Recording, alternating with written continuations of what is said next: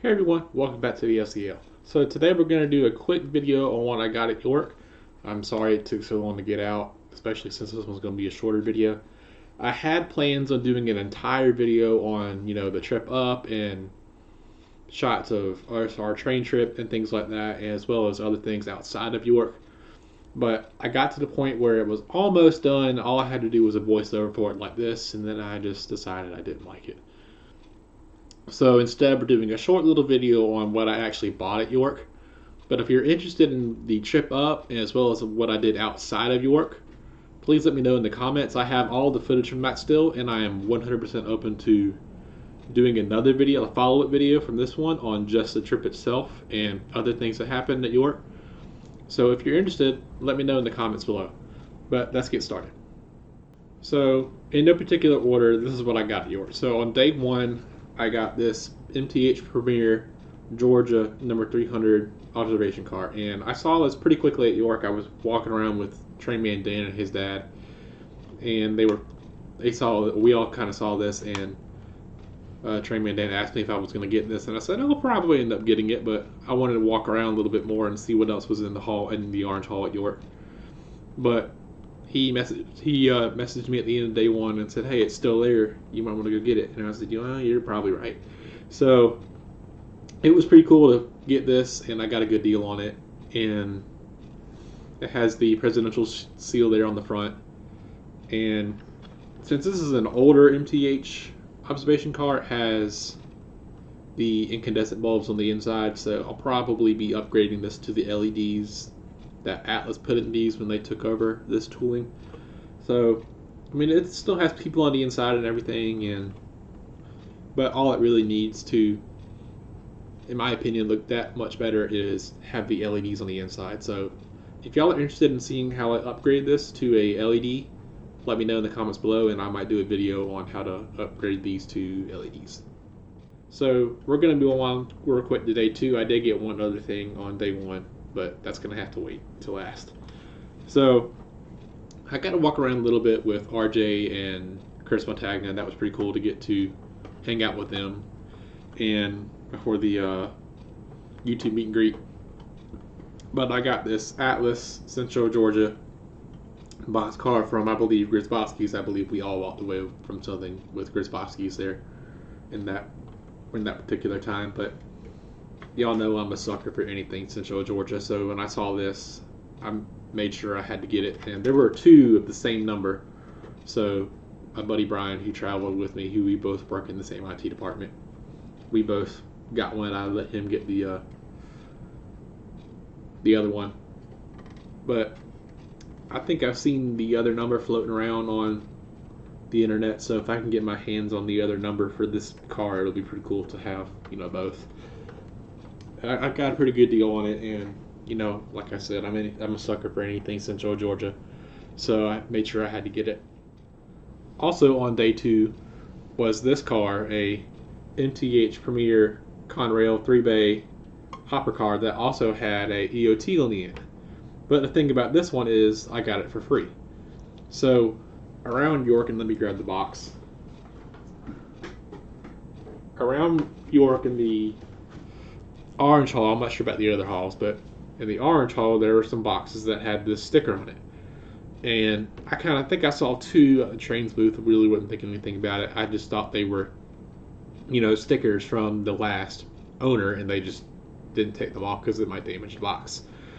So I think I saw one at the trains booth on one of their racks, not really thinking too much of it.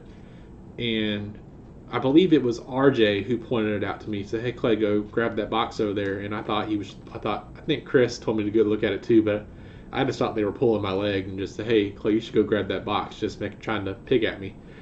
But when they were like, "Yeah, go get the box," I thought, okay, that's a little weird, but I'll go look at the box. And when I took a second to actually look at it, and when they told me what it was, I was like, "Oh, that's kind of cool." So we walked around a little bit more before the YouTube meet and greet, and before we went over there, I went over to the booth that had the car to go with it, thinking, I might get the car, but I wasn't getting my hopes up. But they took my name down and things like that, and they gave me the car, which I thought was really cool. So, but they also said, it's one per person, which makes sense to me. Really didn't want one person walking around and getting all their stuff. But I tried to find one just so I could give it to one of them, but I ended up not finding one. But it was super cool to have another car in the collection that's prototypical, that has an EOT on it, so I don't have to keep switching out for my Braves car or things like that have had the EOT on it before. But it still might get switched around between cars whenever the Atlas containers and wheel cars come in. It might go on one of those if the screw patterns match up and everything, but we'll see what happens. Alright, so we've come to the last thing that I got at York itself, but it was technically the first thing that I bought. This is a NTH Rail King Scale SW1500, but it's lettered up for the River Street Rambler, which is a engine that ran up and down River Street in Savannah, which is about half an hour from where I live. And yes, they actually were painted like this. So, because River Street is a tourist area of Savannah, they decided to paint this up in a way that made it look pretty and things like that. So it's not just a black and white diesel going up and down, one of the highest tourist areas of Savannah. So it was Southern at one point, but when Norfolk Southern bought out Southern, they obviously changed the patch later on the side. But if you look at real pictures, and I'll throw one up here in a second, you can see the speakers on the front there of the engine, and they played music out of this thing when it went up and down River Street.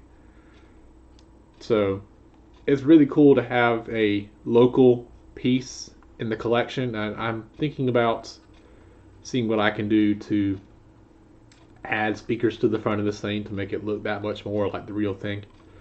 But what's cool about it is when I saw it at Brady's Trains, that I picked it up and looked at the rollers. The rollers had zero wear on it at all that I could see. And Brady himself didn't even know he had it.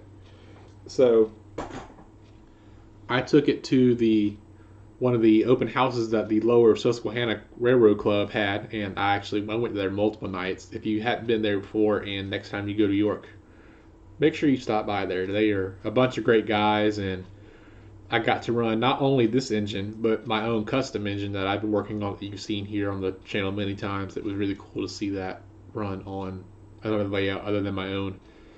But it was fun to get to run that there. And side note, when we went to Chris Montagnick's layout the next day, and we got to run this on his layout, we got to check the mileage on this thing. And it was at 50. And I think almost all of that 50 came from running it at the club. So despite this engine being a few years old at this point, it had never been run until I got it. So that was a really cool factoid about the engine, that it had never been run until I bought it. So besides those things, that was the last thing those are the things I got at York. I did get some small Central Georgia coasters and a couple of small wooden plaques to go up around the room and things like that. And I've posted pictures of those on my Instagram and things like that. But the week after York, and I saw these at the club, the LED cars that I believe his name is Travis did for the Lower Susquehanna Club, and I'll put a better picture of it here in a second with it on. These things are really cool. I wanted to get one when I was at York, but I just couldn't swing it at the time. So I messaged him the week after and said, hey, would you mind shipping me one of these? And he said yes. So I've been experimenting with it, and I've been playing around with doing my own little custom presets and things like that. I went to Georgia Southern, so I've done a few Georgia Southern themed ones, and it's been fun to experiment with these kind of things. What I really want to do is figure out how to get it to say letters and things like that, but that's gonna take a little time to figure out how to do. But yeah, that was York. So, like I said, if you're interested in me doing a video on the actual trip up there, because we left Savannah at 7 in the morning, 8 o'clock in the morning, and got to DC at 8 at night. Then the next morning we rode the Acela. That was really fun. That was the first time I'd ever got to do something like that. It was this is the first train trip I've ever taken. So we took video of that. We probably went 125 miles an hour on that thing, but we took the train home and we actually got to see the RF&P CSX unit when we left Savannah. But if you're interested in seeing the actual footage of the trip up there, like I said, I do have all that footage ready to go. So if you're interested in seeing all that, let me know in the comments below, and I will be absolutely sure to do a quick video on that, and I'll talk about the trip up there. But yeah. So yeah, that's going to do it for this video. If you liked it, please like the video, comment, subscribe if you haven't already. We're almost at 500. That's my goal for the year. We're at 450 now. We're almost there.